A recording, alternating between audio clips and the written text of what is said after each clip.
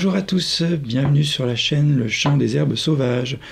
Aujourd'hui, je vous présente un nouveau livre qui s'intitule « Il faut sauver nos insectes » aux éditions de Lachaud et Niestlé en partenariat avec l'Office pour les insectes et leur environnement. Alors, les auteurs, il s'agit de Denis Richard et Pierre-Olivier Macquart. Denis Richard est docteur en pharmacie. Il a également suivi un cursus de botaniste et de chimiste.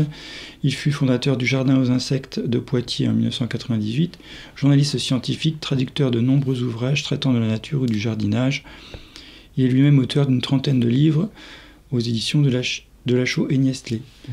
Ensuite, Pierre-Olivier Macquart est docteur en sciences, spécialisé dans les cérambycidés. Il se consacre à l'étude et à la photographie de ces coléoptères qu'il a observés à l'occasion de ses périples en Afrique équatoriale, en Afrique australe et en Asie du Sud-Est. Il est auteur de la description de plusieurs espèces nouvelles. Alors, ce livre fait le constat d'un milieu dégradé pour les insectes et plus largement la biodiversité, dégradé par un excès de pesticides, d'engrais azotés, d'assèchement des zones humides, exploitation forestière intensive. Toutes ces agressions ont un point commun, l'action de l'homme. Alors, la diminution du nombre de la diversité des insectes doit nous interroger, car de très nombreuses espèces sont de précieux auxiliaires des activités humaines et toutes jouent un rôle essentiel dans le maintien des équilibres écologiques. Il en va de notre équilibre alimentaire, mais aussi de notre équilibre de la vie tout court. Donc c'est quand même un enjeu crucial.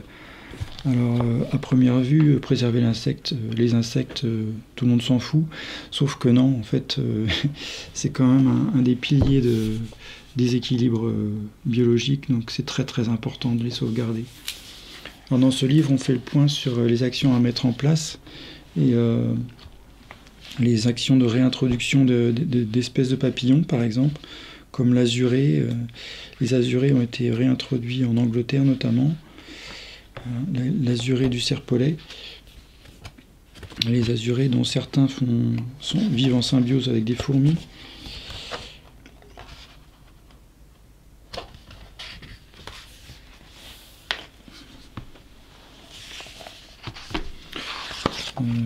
Voilà, l'azuré du serpolet.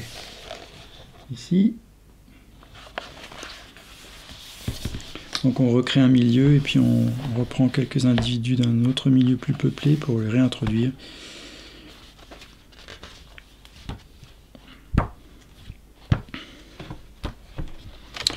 On nous parle aussi du chalicodome des hangars, qui est une abeille en voie d'extinction, une abeille sauvage, voilà, qui fait des petits nids maçonnés, voilà.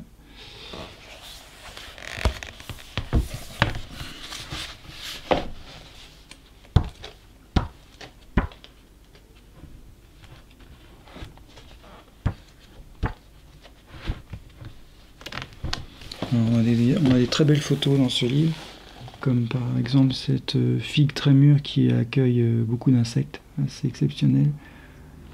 Voilà. Puis on nous parle d'insectes vraiment très rares, comme à la fin du livre, nous avons un aperçu d'un coléoptère magnifique qui s'appelle l'opli bleu. Voilà, l'opli bleu. Un joli coléoptère qui vit dans les milieux humides, les prairies, et qui se nourrit de nectar, de pollen.